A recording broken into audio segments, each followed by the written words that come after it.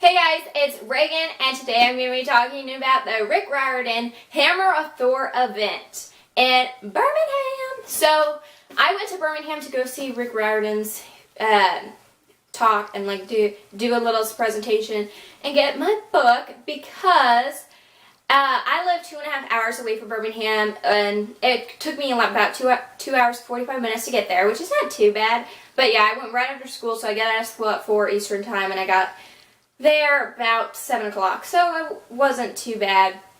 But I had an amazing time, and it takes a lot for me to travel almost 3 hours on a school night to go see a person. And this is, I wouldn't do it for anybody else except my favorite author, okay? I mean, it's great. Anyway, so his event was October 5th in Birmingham, like I said, and it was on a Wednesday, so I was like, this is fate, because I don't have ballet on a Wednesday, so I was like, yes, the odds are in my favor, I can go, and it was great, and I had the best time. So, with my ticket, which cost about $23.50, I bought it online ahead of time through the Books A Million events website, because it was in Birmingham, and it was a Books A Million event. And you got a book when you went there. You got it's not just a regular book. It's a signed copy. Yes. Yeah. That's pretty special to me. I mean, this is probably my new favorite book copy that I own because it's just magical, you know. And you also got a t-shirt. So I didn't know we were going to get a t-shirt when I went to this event, but then they started mentioning a t-shirt, and I was like, what? Yes! Yes. I was like, this is good. I guess it's a good investment, man. I get to see my favorite author, get the book with the signed book, and I get a t-shirt. Perfect. And I also got something else because I answered a question right. Okay, so he has these people come in before him. They ask a bunch of trivia questions and stuff like that, just about Rick Riordan and stuff in his books. So he asked, how many books does Rick Riordan have in print? And I said 53 million, which wasn't correct. And then he's like, okay, come on, because that was the closest one. And I said 55, and that was the correct amount. So yeah, 55 million magical books are in print. Yes, that's great. But so because I answered that question right, I got a Hotel Valhalla luggage tag, and on the back it just says Magnus Chase the Gods of Asgard, Rick Riordan, and it's really cute, and I really like it because there's only 8 given out of this event, and there was maybe 200, was there 200, or, I don't know, there may have been 300 kids there, I don't know, I'm not the best, in estimating amount of crowds, because I wasn't really focused on that, I was focused on what Rick Riordan had to say. So yeah, it was awesome. The book itself was great. I really liked the second book. It was better than the first book.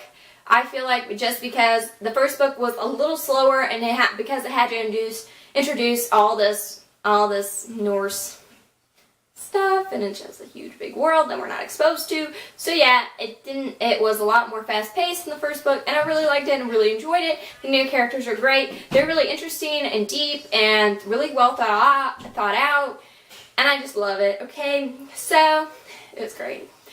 And, yeah, so now I took footage of Rick Riordan's, little interviews and some of his presentation, and people got to ask them questions. I didn't get chosen for a question, which is fine because, which is fine because I already got that luggage thing, so it's okay. But next time, when he comes, he'll probably come back to Atlanta, and I'll go to that event next year. So anyway, it was pretty awesome, and here's just some of his presentation. Like it, you're going to meet a lot of new characters. You're going to see all the old ones from the first book. If you've read that one, you're going to see Hearthstone and Blitzen and Samira and everybody, Magnus, obviously. You're going to see Annabeth. You're going to see all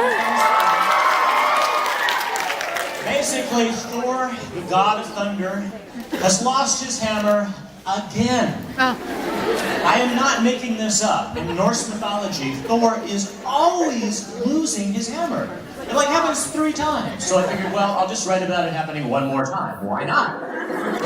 I don't know what the deal is. I mean, you'd think it wouldn't be very easy to lose Mjolnir, the big hammer. But it's not exactly like it is in the Avengers movies. In actual Norse mythology, it is not true that Thor is the only person who can pick it up. That's not true. It's not true that you have to be righteous or, valorous. No, that's not true. You just have to be really, really, really strong. And even Thor can only pick it up if he has his iron gauntlets of strength. Then he can pick it up. So this thing about Thor picking up the hammer with his bare hands, no way. The Vikings would tell you he couldn't, it would rip his hand off. You can't do that. And so the giants often will steal his hammer. I don't know how. I kind of envision them sort of backing up like a forklift or something and picking it up and then driving away with it. But anyway, Magnus, of course, has to figure out, okay, who took the hammer this time and how do we get it back? And so, I won't give it away, but that's what's going on in the new book. Well, also, coming up next year, man, I have been very busy. So what can you expect from me next? Coming out in May is...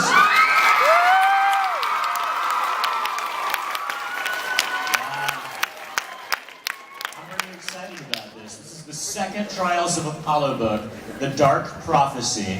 I'm writing it even as we speak. In my head, I'm sort of writing the ending right now. And I'm almost done with the first draft, and then I'm going to be polishing it up, sending it to Stephanie. She's always the first person outside my family who gets to read it first, so she has your spoilers. Don't mob her. But then, when it's done, it'll be out in May for you guys, and I hope you like it. You're going to see Lester Papadopoulos, a.k.a. Apollo, poor guy. And he's going on another quest to find what's wrong with the oracles from ancient times. Why aren't they telling the future anymore? And how can he get them working again so he can get back to the important job of being a god? I hope you guys like that. Also coming in May, we're doing another... I'm not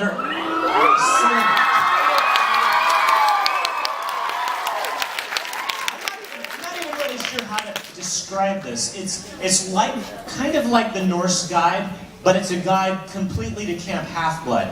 And so if you've ever wanted little Easter eggs of what's it like in the Hermes cabin, or how did the Ares main counselor become the main counselor, or what's going on with the Aphrodite kids. Oh, come on now.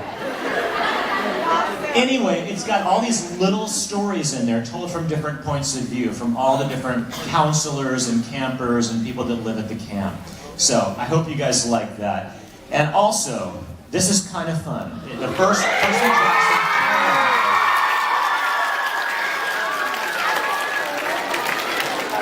I actually really like coloring. I have to confess. I think it's pretty cool that coloring books are like a thing now. I like that. So if you like coloring, this is for you. It's coming out in August. Now people always ask me, how do you put out so many books? Do you have an army of ghostwriters or what? No, it's just me. There are some things that I don't do myself. The coloring book, I would have no clue how to make a coloring book. So my editor and the staff at Disney, they help me with that. On some of the ancillary titles, like the Norse Guide, I don't do the glossary or anything like that. But all the novels, all the short stories, all of that stuff, that's just me. So yes, I am crazy. I like to be very busy, though. All right, and finally, next October, The Ship of the Dead.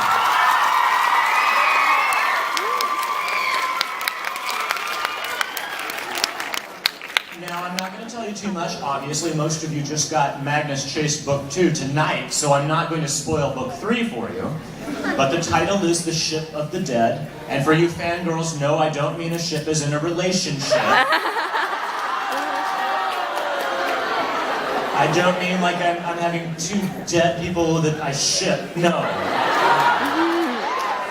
If you know Norse mythology, you know that there really is an actual ship of the dead that's part of Norse mythology. So, I don't know. Whether there will be dead ships in, I don't know. We'll just... There will be some nice surprises for you, I hope, in Book 3 as well when you get there. And I think when you get to the end of Book 2, I'm not going to spoil it, but half of you are going to be really, really excited, and the rest of you are going to want to kill me. So, August, and possibly both. I don't know. Yeah, probably. Okay, I'm one of your older readers. I'm in my 30s. Cool. I've read them all, and one of my favorites happens to be the Kane Chronicles, and I know you only did 3. Are you ever going to do any more with the Kane Chronicles? The Kane Chronicles, thank you. I'm really glad you've liked those. That's Egyptian mythology. The Carter and Sadie are brother and sister, and they find out they're magicians, and they can control all these ancient Egyptian gods. I love that stuff. I don't know if I'll ever get back to them or not. I would love to. There are 2 issues. One is just the amount of time that I have. I've got so many projects. I have more ideas for projects than I have years left to live. Even if I live till 100. But I don't know. I'd love to. The other thing is, with Egyptian mythology, there's simply not as much information. We don't have as much left over from ancient Egypt as like we do with Greece and Rome. So it's a little tricky to find more stories, more monsters, more gods to keep going with it. But I don't know. Never say never. I'm Evie McDaniel, and I was just wondering, how do you understand the hieroglyphics and the Kane Chronicles? The hieroglyphics are tough. I don't actually know hieroglyphics well enough to read them, but what I did is I bought a couple of hieroglyphic dictionaries. There are such things. Who knew? And they translate the different symbols and they tell you what they mean. So we don't know all of the words in hieroglyphics, but we know some of the big symbols. And so that's what we do there. Yes! My name is Delaney, and I was wondering, does Magnus have a love interest? Well, some of that may be hinted at in book 2 when you start reading it. I mean, at the end of the first book, no. In the second book, I don't think even Magnus is sure. You know, as is often the case. Sometimes you're just not really sure. So, again, I'm afraid that's going to have to be a wait and see. But I think when you get to the end of book 2, you will have some ideas brewing about where that might end up going to. Why do you like cliffhangers so much?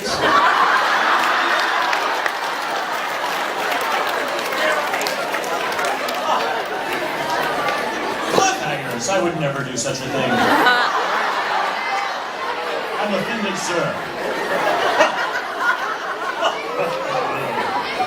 Well, you know, my stuffy, sort of curmudgeonly answer is always, an actual cliffhanger is when, at the end of the book, they are literally in danger of dying and you don't know how they'll get out. That's an actual cliffhanger.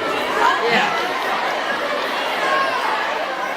Now, the Mark of Athena, yes, that was an actual cliffhanger. Yeah, no doubt. Not, you know, ending a book and not knowing everything that happens to every character for the rest of their lives, that's not a cliffhanger. But I get it. I do like to do that. And I don't know what to tell you other than simply that I'm evil. I did this in school, too, when I was a teacher, to keep my kids interested, to keep them wanting to come back to English class tomorrow. I'd be telling them the story, Gilgamesh, or, you know, whatever, Hercules, or whatever I was telling them. And I would get timing it to the end of the class, right as the bell was about to ring. And I would say, and then, suddenly, oh, it's time for math. Oh! But they were always really happy to come back the next day. Yeah. Yes. My name's Sophia, and when you're writing an evil scene like that, or like someone dies or something, are you just sitting there calmly, just like writing at a coffee shop, sipping your tea? I mean, there's a fair amount of cackling that goes on.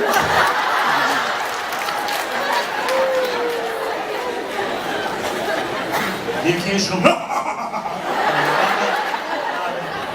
yeah.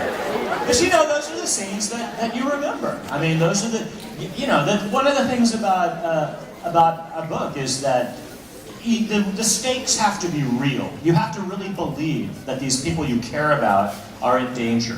You know, if it was like a war that I was doing in the book, and nobody on the good side was ever hurt, injured, or anything, you know, I mean, that's not really believable, and it wouldn't really kind of resonate. You have to have some sacrifice. So unfortunately, yeah, evil is good. Yeah, what can I say? So, that's it for his presentation. I didn't take that much footage and stuff like that because I couldn't record the whole thing, because as you may have seen, that it was kind of hard for me too, because I didn't want to stick my camera up in the air so that people behind me couldn't see, and there was a ton of people with heads, and also my arms were starting to get numb. So yeah, I had an amazing time. I loved it. I loved having to answer that question. How do you feel when you like write cliffhangers? And he's like, well, I do a lot of cackling, and I was just like, gosh, dude, that's like, our lives are ending. He's just like laughing at it. Yeah, but it was great. I really enjoyed it. Another one that he said is when you probably heard when he's like, well, Mark of Athena was an actual cliffhanger, and I said, no doubt. So I did talk a little bit through it, so you probably could hear that if you picked that up. And yeah, so that's it for this video. Thanks guys for watching. Please subscribe if you want to hear more about like Disney and like not really, I don't know, just like random stuff that just pops into my mind, because like, I'm just a crazy teenager. So yeah, thanks guys for watching, and bye!